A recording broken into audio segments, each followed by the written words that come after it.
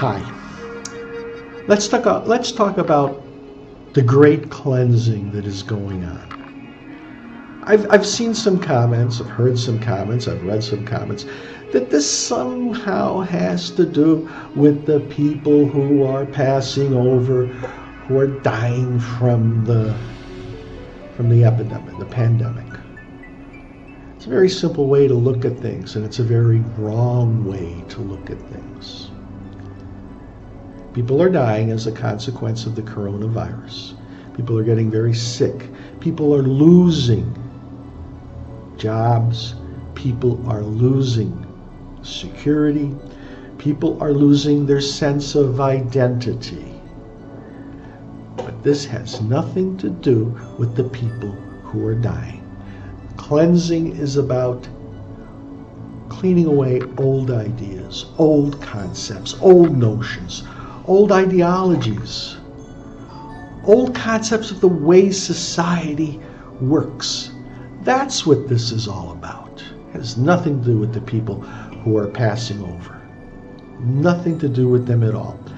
Let me be dramatic. My mom always used to tell me that I took after the Italian part of the family. I was very dramatic. But sometimes you have to be dramatic to get your point across. You remember those movies? I'm sure we all do, especially now. The Hollywood super productions of the apocalypse. People are coming out of their shelters and they're looking around. And they're seeing destruction. They're seeing ruins. They're seeing what they once held as solid and secure destroyed. That is sort of what is going on today. Just look around you, observe. Use this time to observe, to think, and to reflect. You have politicians, you have government leaders who are trying to bluff their way out of the virus through speeches, through words, through actions. It's not working. You have religious leaders. Sometimes the words sound empty.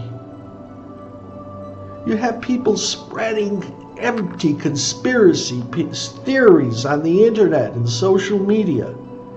None of this is working. None of this makes sense. Why? Because the old way of thinking is on its way out. It hasn't gone yet, okay? And a new way of thinking is coming in. This new consciousness has nothing to do with the rules of the past. It has nothing to do with intolerance. We will build a society more tolerant. If we don't do it, like I've said in other videos, it's really not up to us. The universe has its own speed, own time, and own goals and objectives, and we really have nothing to say about it. But I truly believe that each and every one of us who is alive at this time and place on this planet, we know deep inside of us what is right and what is wrong, what is fair and what is just, what is good and what is evil. It's just we've lost our way because of the temptations of this world, because of the ruins of the past where we put our faith in. We put our faith in status. We put our faith in money and in our bank accounts and of the image we wanted others to see about ourselves. All of that is being changed. So what I ask us to do, I include myself in this, take a look at the ruins of the past and think, why are they gone? Why have they been destroyed? And then look to the future. A future like, it's like reading a book. You don't open a book, read the first page, and then jump to the last page. You have to go through a process, page by page by page by page. And that is what is going on right now. I have no way of telling you what page we're on, when we're going to get to the end, but nobody does. Nobody does. I hear economists on TV, what's going to happen when, to the economies of the world. And the honest ones say, really don't know. We're in uncharted waters. You hear religious leaders say, I've heard some of them say, this is not a punishment of God, and I agree with them. This is God's way, the universe's way of keeping the process of evolution going. This planet is a part of the universe. We live on this planet. The universe is constantly evolving. Hey, why not the planet? But more importantly, why not us?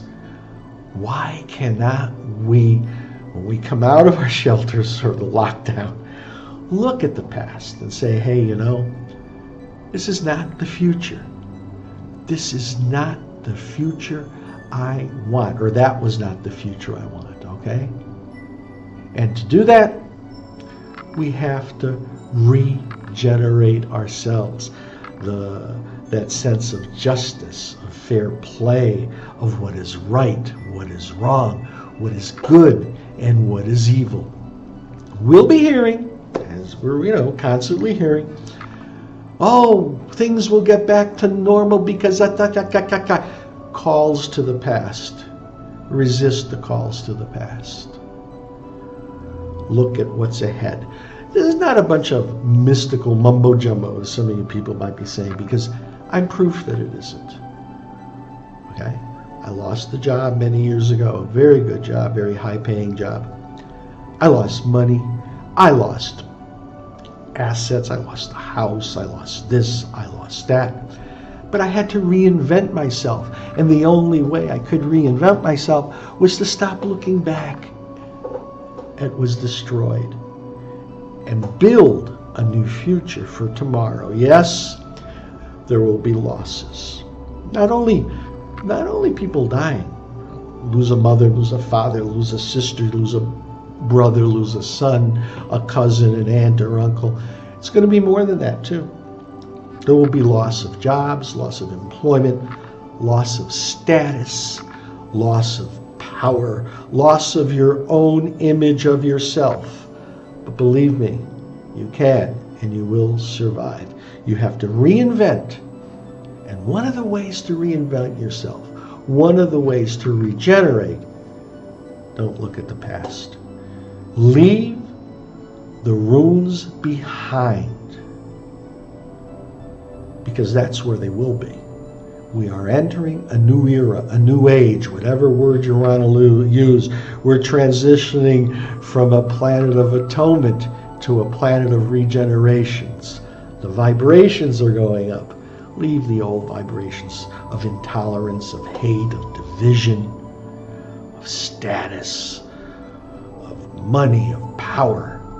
Leave it behind. Figure out what you need and what you have to do to get what you need, not what you want, what you need. Believe me, you'll make it. Believe me, you'll feel the cleaning inside of you. Just as society, the world, our cultures, going through a cleansing, we have to too. We are starting to realize that what happens to a factory worker in China affects a businessman in New York. What happens to that businessman in New York affects a farmer here in Brazil. What happens to that farmer in Brazil affects a bricklayer in France.